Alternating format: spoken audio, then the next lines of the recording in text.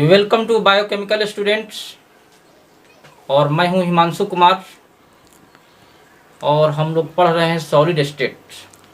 तो solid state में अब तक से हम लोग बहुत कुछ पढ़ चुके हैं। क्रिस्टलाइन सॉलिड, एमरफस सॉलिड, उसके टाइप्स, उस पर कुछ क्वेश्चन देखे, क्रिस्टल लैटिस देखे, यूनिट सेल देखे, यूनिट सेल के टाइप्स देखे, बहुत सारे पार्टिकल्स के अरेंजमेंट देखे, बॉडी पर, फेस पर, इस तरह से सेंटर पर वगैरह वगैरह बहुत सारा देखे। इसके बाद हम लोगों ने रेडियस, उस पर कुछ सवाल निकाले, जैसे कि नंबर ऑफ एटम्स के बारे में हमने देखा, नंबर ऑफ एटम्स पर न्यूमेरिकल बनाए। इसके बाद में रेडियस के बारे में जानकारी दिया, एससीसी का रेडियस कितना होता है, बीसीसी का रेडियस कितना होता है, एफसीसी का रेडियस कितना होता है। इसके बाद बॉडी डायगोनल का मान कितना होता है, फेस डायगोनल का मान कितना होता है, नियरेस्ट नेबरिंग डिस्टेंस कितना होता है, ये सारा चीज़ हम लोग देख चुके हैं। आज हम लोग जितने भी रेडियस से संबंधित और उसके बॉडी डायगोनल, फेस डायगोनल और नियरेस्ट नेबरिंग डिस्टेंस से संबंधित हम लोग कुछ न्यूमेरिकल देखेंगे, और वो भी मौखिक न्यूमेरिकल होगा, बनाएंगे, आपको बढ़िया से हम समझा देंगे, आपको उतार लेना है, टेंशन नहीं लेना है, आप तैयार हो जाइए। तो देखिए, ये रेडियस से संबंधित या फिर बॉडी डायगोनल से संबंधित, फेस डायगोनल, जो भी क्वेश्चन है जो मैंने रेडियस के बारे में पढ़ाया था, एससीसी, बीसीसी और एफसीसी के बारे में, तो उससे संबंधित जो भी क्वेश्चन है काफ़ी इजी होते हैं और उसमें मुँह ज़बानी बनेगा, सिर्फ मैं आपको समझा दूंगा और बात को आप नोट कर लीजिएगा। तो क्वेश्चन पहले देख लीजिए। कहता है कि if the radius of an atom of an element, किसी तत्व के परमाणु की त्रिज्या 75 pm है। 75 pm का मतलब picometre. And the lattice is body centre cubic, और व्यवस्था कैसा है, बीसीसी के साथ व्यवस्था है। तो कहता है कि यूनिट सेल का एज लेंथ क्या है। यूनिट सेल का एज लेंथ कहने का मतलब, एज कहने का मतलब किनारे की लंबाई। तो एज लेंथ मतलब कि ए निकलना है, और इसमें रेडियस कितना दिया है, 75। इसका हिंदी में मैंने यहाँ नोट कर दिया है। तो बात समझिए, क्वेश्चन किस पर आधारित है, पहले आपको देखना है कि 20 सीसी का क्वेश्चन है।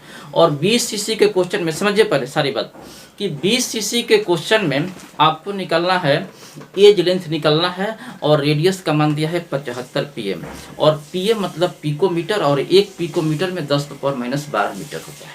ठीक है, तो आप बताइए कि सारा चीज़ आपके नोट कॉपी में है, मैं सब बता चुका हूँ कि 20 सीसी का रेडियस क्या होता है। तो r बराबर √3/4a होता है। अब बताइए कि r का मान 75 है, वहाँ r के जगह पर 75 रख दीजिए, बराबर √3/4 × a।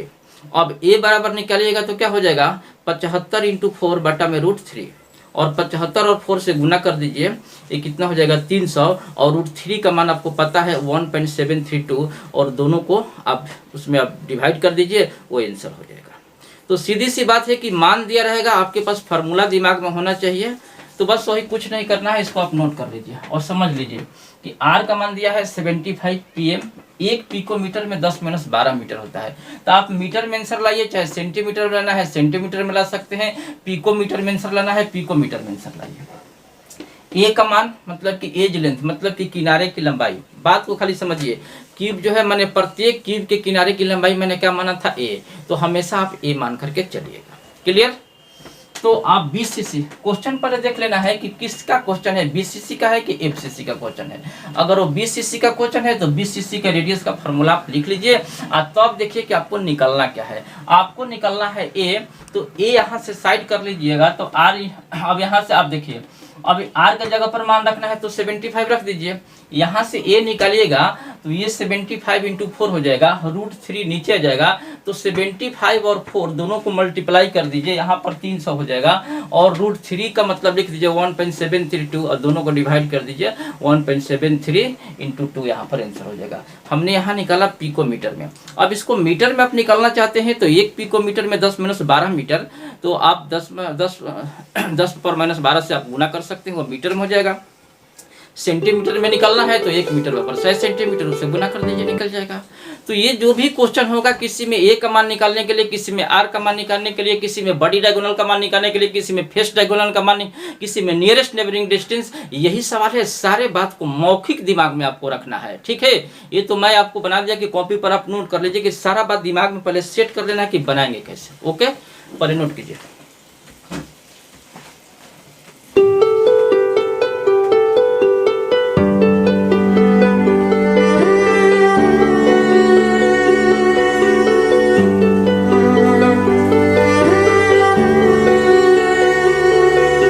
तो देखिए दूसरा क्वेश्चन है, देखिए मैं इसको पढ़ रहा हूँ। The radius of copper atom is 128 pm। कहता है कि कॉपर एटम की जो त्रिज्या है 128 pm है। pm मतलब picometre. If it crystallises in a face centre cubic lattice, तो कहता है कि इसको FCC के साथ रवाकृत किया जाता है, तो what will be the length of the edge of the unit cell. तो यूनिट सेल के किनारे की लंबाई क्या होगी, कि क्वेश्चन वही है। यहाँ पर रेडियस दे दिया है क्वेश्चन में कितना, 128 pm। तासे मुँह जबानी पहले समझ लीजिए, बनाने में कुछ नहीं है। तो रेडियस जो दिया है R का मान दिया है 128 pm, और 1 pm में 10⁻12 मीटर होता है। तो मीटर में भी आंसर ला सकते हैं, या सेंटीमीटर में, या पिकोमीटर, जिसमें आपकी इच्छा है। तो सबसे पहले आपको दिमाग में क्या रखना होगा कि अगर FCC का क्वेश्चन है तो FCC के रेडियस पहले लिखिए कि उसका फार्मूला क्या होता है, जो कि मैं उसके पहले वाले वीडियो में मैं आपको समझा चुका हूँ। तो FCC के लिए क्या होता है कि R बराबर A बटा में 2√2। अब यहाँ से R का मान दिया है 128 और A का मान निकलना है एज लेंथ, मतलब किनारे की लंबाई निकलना है। तो A बराबर क्या हो जाएगा, R इंटू 2√2। तो R का मान 128 गुने 2, और 2 का मान रख दीजिए 1.414, 2 भी होता है, चाहे 1.414 रखिए, चाहे 2 भी रख सकते हैं, बढ़ा सकते हैं। तो अब 128 और 2 से गुना कर दीजिए 256 गुने 1.4142, इससे गुना कर दीजिएगा। आंसर वो पिकोमीटर में हो जाएगा। अगर मीटर में बनाना होगा तो आपको 10⁻12 से गुना करना होगा। तो कुछ नहीं है, देखिए सारी बात तो सेम है।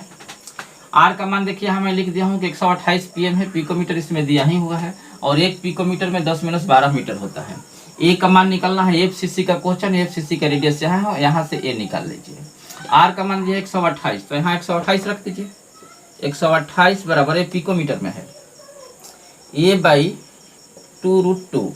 अब यहाँ से A का मान निकालिएगा तो 128 इंटू 2 इंटू √2 का मान रखना है 1.414, एक्यूरेट मान रखते हैं तो इतना होता है, नहीं तो 1.414 भी लेकर चल सकते हैं। 128 में और 2 से गुना कर दीजिए, तो देखिए 16 हो जाएगा, 2 4 1 5 हो जाएगा, ये 256 256 हो गया। अब गुने 1.4142 हो गया, ठीक है। तो ये करीब गुना करने पर 362 आएगा pm। इसको आप भी गुना करके घर पर चेक कर लीजिएगा, ठीक है। ये 2 है तो एक बढ़ेगा तो मतलब कि 3 तक आएगा। देखिए 6 दूनी 12, इतना के लपेट में आएगा, इसको गुना भी आप कर लीजिएगा। तो मेन क्या है, कुछ नहीं है, सारा मुँह जबानी में लास्ट पोर्शन में थोड़ा सा मल्टीप्लाई करना है। बाकी सॉलिड स्टेट हो, चाहे कोई भी पार्ट हो, चाहे सोल्यूशन हो, चाहे आपका इलेक्ट्रोकेमिस्ट्री हो, चाहे केमिकल काइनेटिक्स हो, चाहे सरफेस केमिस्ट्री हो, कितना भी लॉन्ग क्वेश्चन होगा, कितना भी लॉन्ग न्यूमेरिकल होगा, चाहे मेडिकल का हो, 12 क्लास को इंजीनियर, सब हम मुँह जबानी आपको बता देंगे। गुना भागा जहाँ करना है तो थोड़ा सा आपको करना है, तो वो तो करना ही पड़ेगा, और उसको आपको देख लेना है गुना भाग करके। इसको नोट कर लीजिए।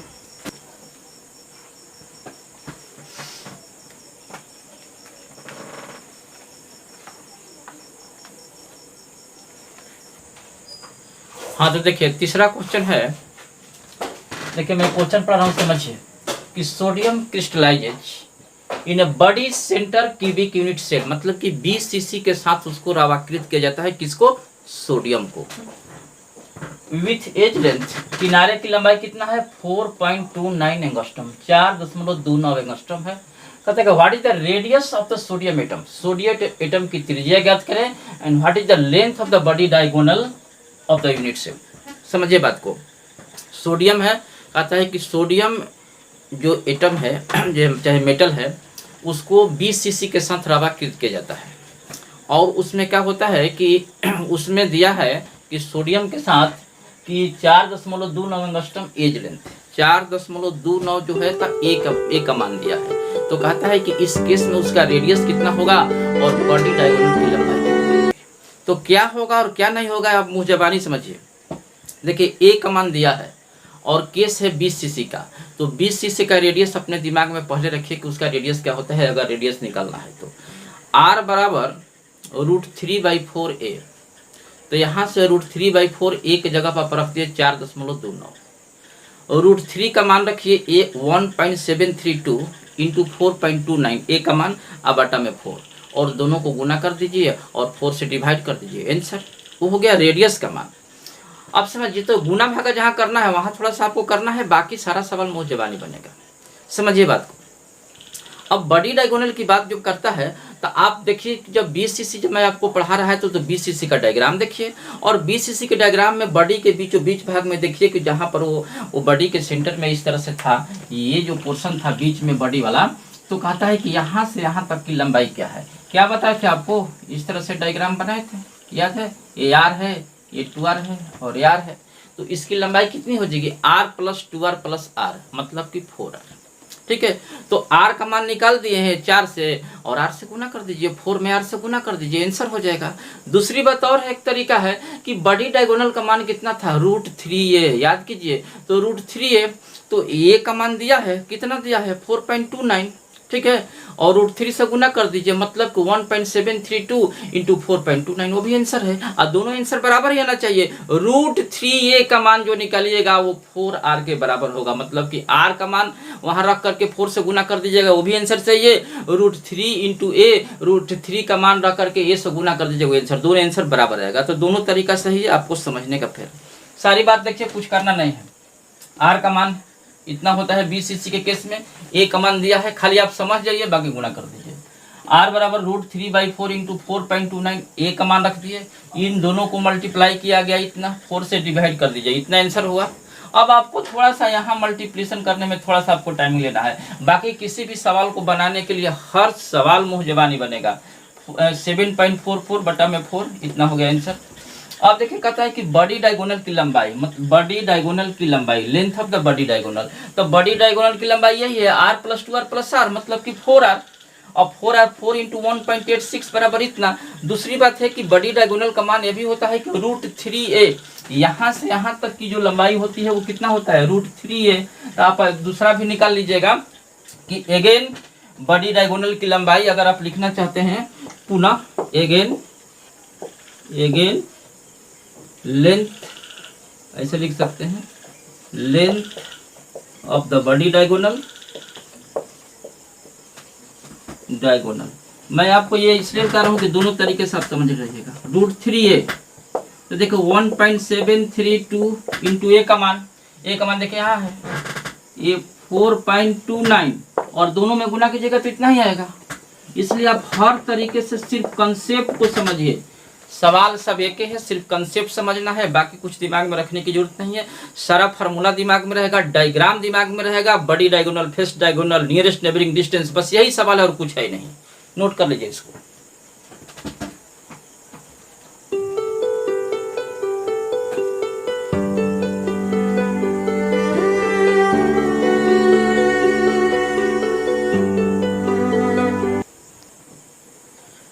तो देखिए, अगला क्वेश्चन है कि ए सॉलिड AB हैज CSCl यानी सीजियम क्लोराइड टाइप स्ट्रक्चर। एक सॉलिड जो है AB टाइप का है और वह CSCl टाइप स्ट्रक्चर को रखता है, मतलब कि A के जगह पर CS है और B के जगह पर Cl है। कहने का मतलब यह है, कहता है कि the edge length of unit cell, जितना किनारे की लंबाई, मतलब कि जो क्यूब है, क्यूब के किनारे की लंबाई, मतलब कि A का मान 404 pm दिया है, pm मतलब picometre. Calculate the distance of closest approach between the A+ and B- ion. कहने का मतलब क्या है, कहता है कि A और B आयन के बीच के नजदीकी आपसी दूरी क्या होगी।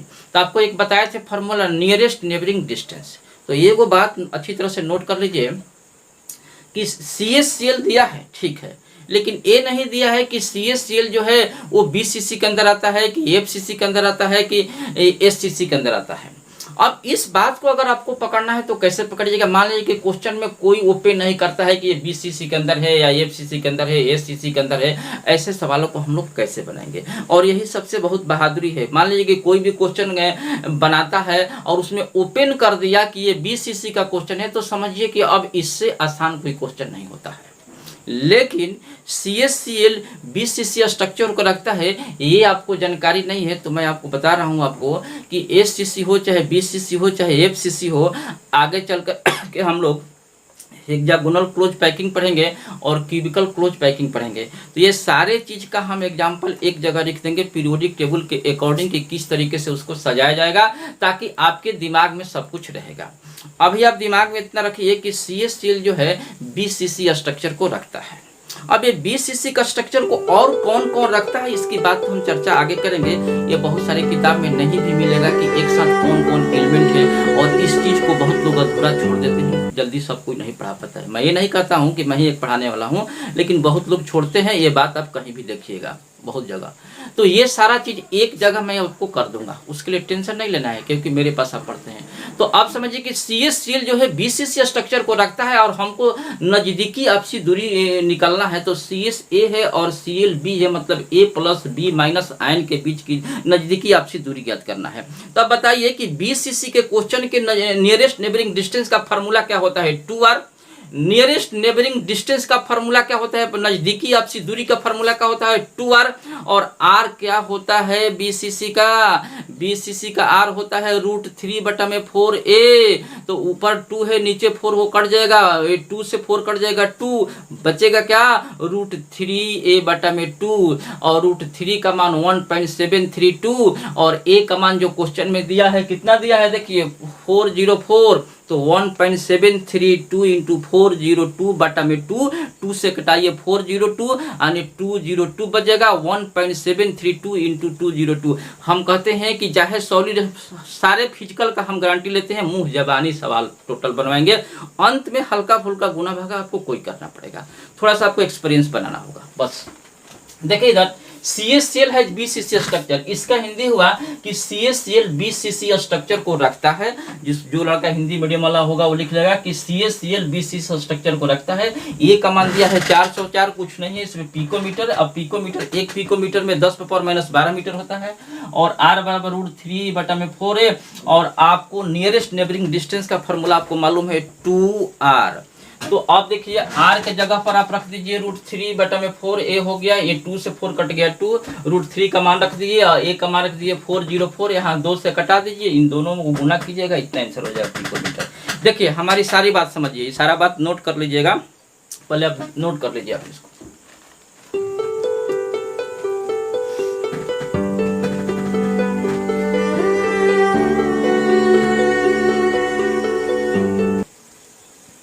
तो देखिए ACC का क्वेश्चन हो, चाहे BCC का क्वेश्चन हो, चाहे FCC का क्वेश्चन है, पहले दिमाग में इतना नोट कर लीजिए कि हम पढ़े तो इसमें क्या पढ़े।